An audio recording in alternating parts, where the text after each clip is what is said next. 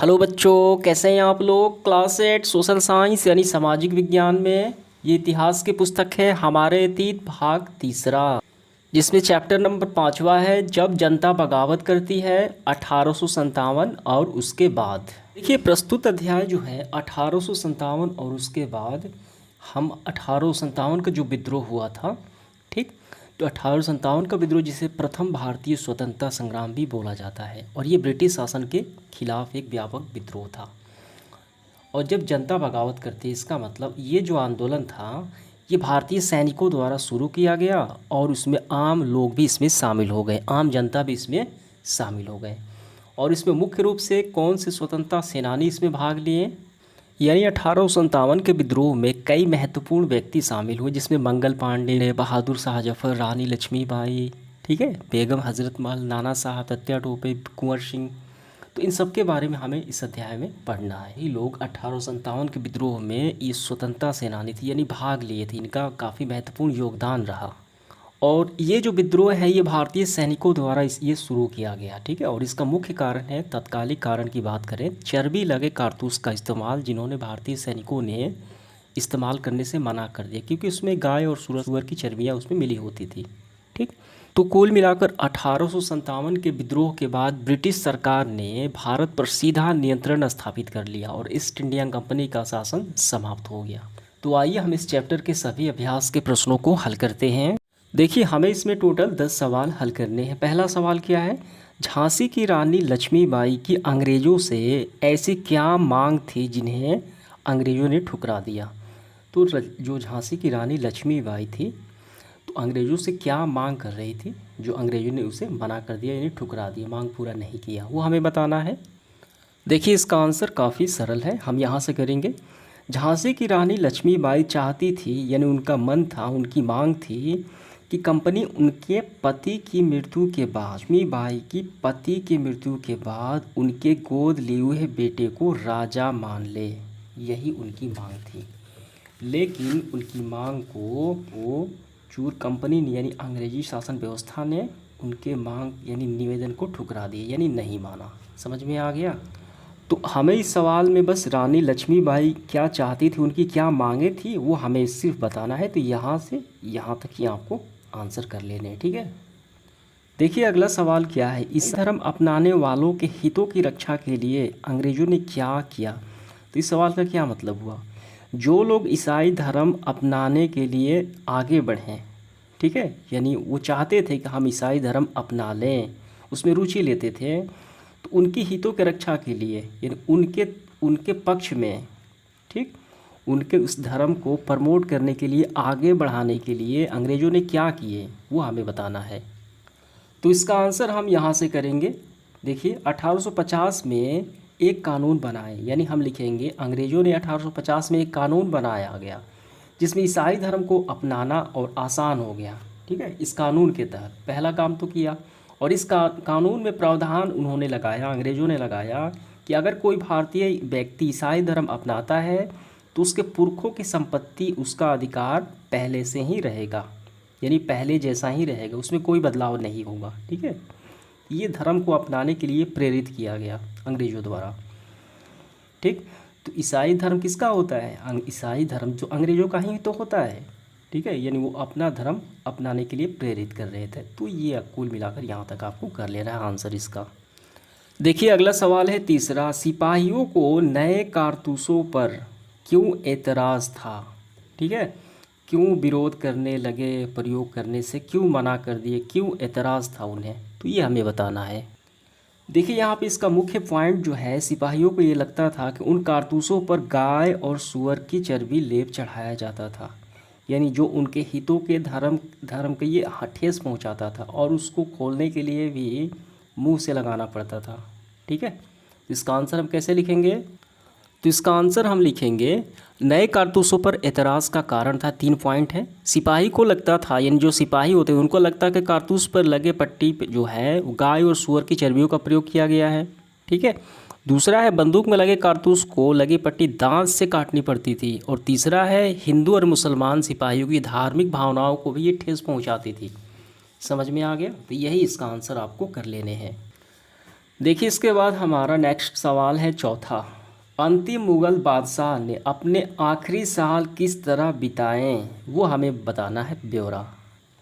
देखिए कंपनी ने यानी अंग्रेज़ों ने अपने भारत पे सत्ता स्थापित करने के लिए मुग़ल काल को ख़त्म करने की भी पूरी योजना बना ली थी। जो अंतिम मुग़ल बादशाह है, ठीक है, तो किस तरह उन्होंने बिताए, तो यहाँ से हम करेंगे। देखिए इसका आंसर है, अंतिम मुग़ल बादशाह बहादुर शाह जफ़र पर मुकदमा चलाया गया, ठीक है, अंग्रेज़ों द्वारा, और उन्हें आजीवन कारावास की सज़ा दी गई। उनके बेटों को उनके सामने गोली मारकर हत्या कर दी गई, यानी गोली मार दी गई। बहादुर शाह और उनकी पत्नी बेगम जिन्नत महल को अक्टूबर 1858 में रंगून जेल में डाल दिया गया, भेज दिया गया, और इस जेल में नवंबर 1862 में बहादुर शाह जफ़र की अंतिम सांस ली। तो यही सारे काम प्रताड़ना किया गया अंग्रेज़ों की ओर से। समझ में आ गया? तो यही आपको पूरा आंसर यहाँ तक कर लेने हैं। देखिए इसके बाद अगला सवाल है पाँचवा। मई 1857 से पहले भारत में अपनी स्थिति को लेकर अंग्रेज़ शासकों के आत्मविश्वास के क्या कारण थे। इस प्रश्न का मतलब ये है कि अंग्रेज़ जो शासक होते थे वो भारत में अपना कब्जा जमाना चाह रहे थे, ठीक। तो उनको ऐसा लग रहा था कि हम भारत पे कब्जा जमा पाएंगे, ठीक है। उनको ये आत्मविश्वास था, कॉन्फिडेंस था। तो वो किस बात को लेकर वो ये आश्वस्त थे कि हम भारत पे अपना कब्जा जमा पाएंगे, ठीक है। तो वही हमें बताना है।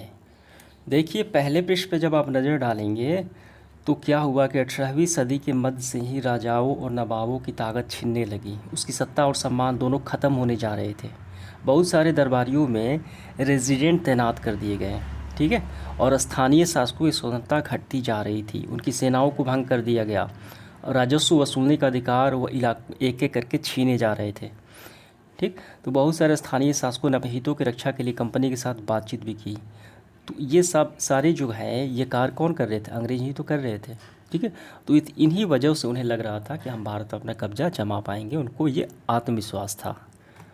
तो इसका आंसर हम ऐसे लिखेंगे, अंग्रेज़ शासकों के आत्मविश्वास के कारण 3 पॉइंट है। पहला है, अंग्रेज की सोच थी कि भारतीय सिपाही उनके विश्वसनीय हैं, क्योंकि 1857 के पहले उन्हें भारतीय सिपाहियों को सहायता के लिए कई लड़ाइयाँ जीत थी, ठीक है, जीत रखी थी, और बड़े बड़े युद्ध भी कुचले थे, ठीक है।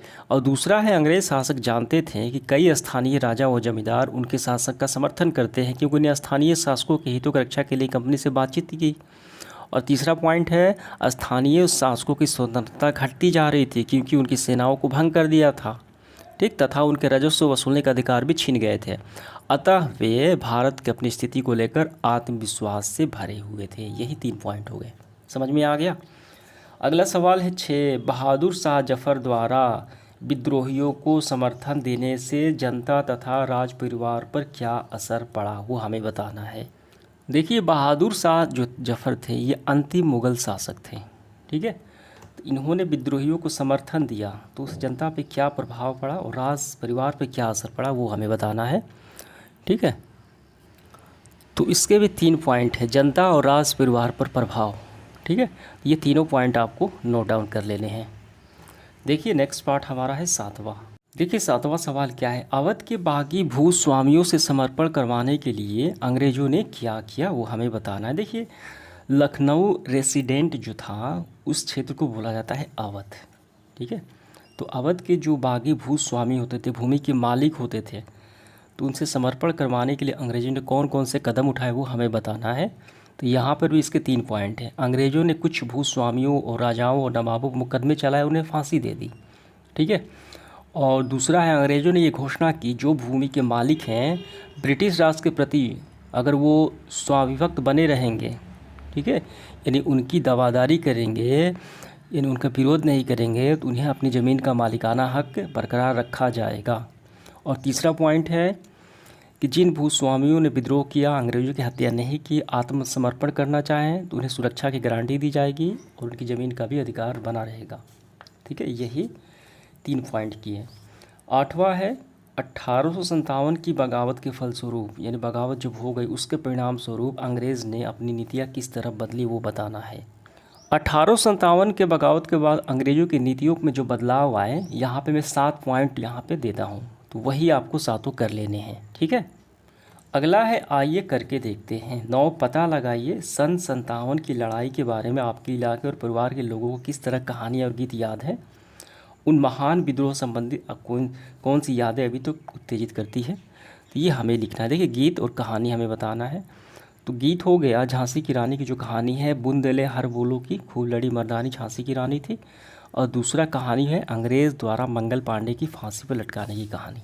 ठीक है, आगे उत्तेजित करती है। तो ये दोनों आपको कर लेने हैं। 10 नंबर है झांसी की रानी के बारे में पता लगाएं और उन्हें अपने समय के विलक्षण महिला क्यों माना जाता है, ये कारण भी बताना है। तो इसका भी स्क्रीनशॉट मैं यहाँ पे लगा देता हूँ, वहीं से आपको कर लेने हैं। तो इस तरीके से सेशन समाप्त हुआ। धन्यवाद।